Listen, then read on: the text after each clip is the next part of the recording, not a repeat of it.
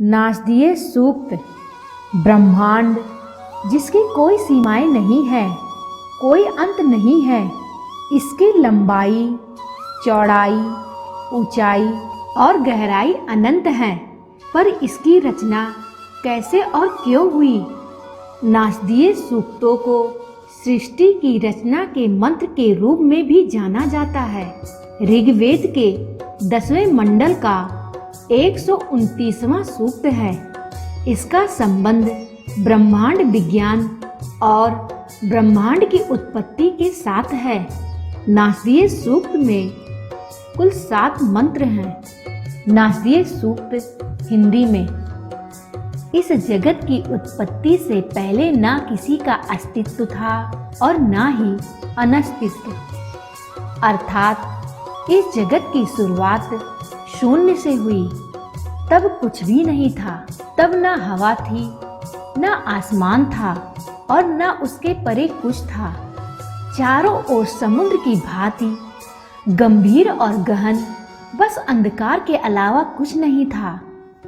उस समय ना ही मृत्यु थी और ना ही अमरता, अर्थात ना ही पृथ्वी पर कोई जीवन था और ना ही स्वर्ग में रहने वाले अमर लोग थे। उस समय तो दिन और रात नहीं थे।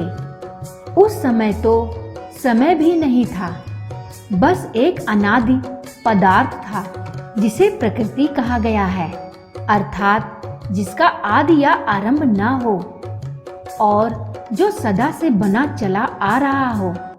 आरंभ में केवल अंधकार में लिपटा अंधकार और वो जल की भांति अनादि पदार्थ था जिसका कोई रूप नहीं था, अर्थात जो अपना आयतन न बदलते हुए अपना रूप बदल सकता है।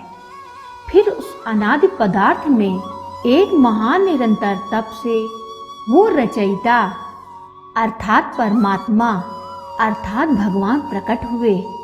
सबसे पहले रचयिता को सृष्टि की रचना का भाव आया, जो कि सृष्टि उत्पत्ति का पहला बीज था।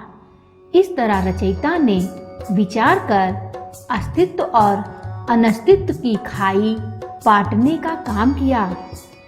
फिर उस कामना रूपी बीज से चारों ओर सूर्य किरणों के समान ऊर्जा की तरंगें निकली, जिन्होंने उस अनादि पदार्थ से मिलकर सृष्टि रचना का आरंभ किया। अभी वर्तमान में कौन है जो पूरी तरह से ठीक बता सकता है कि कब और कैसे इस विविध प्रकार की सृष्टि की उत्पत्ति और रचना हुई है? क्योंकि देवता भी सृष्टि की रचना के बाद आए। अतः वर्तमान समय में कोई ये दावा करके ठीक वर्णन नहीं कर सकता है कि सृष्टि बनने से पूर्व क्या था और इसके बनने का कारण क्या था। साथ ही न आदि काल में इसका कोई वर्णन कर सकता था, क्योंकि सभी विद्वान लोग सृष्टि बनने के बाद उत्पन्न हुए। सृष्टि की इस रचना का स्रोत क्या है? इसका कर्ता धर्ता कौन हो सकता है जो इस पूरी सृष्टि का संचालन और अवलोकन अर्थात देखभाल करता है? प्रश्न तो यह भी है कि वह स्वयं में करता है या अकर्ता है। हे विद्वानों, तुम उस परम रचयिता को जानने का प्रयास करो। यदि तुम उसे जानने का प्रयास नहीं करोगे तो कौन करेगा? इति नासदीय सूक्तम संपूर्णम।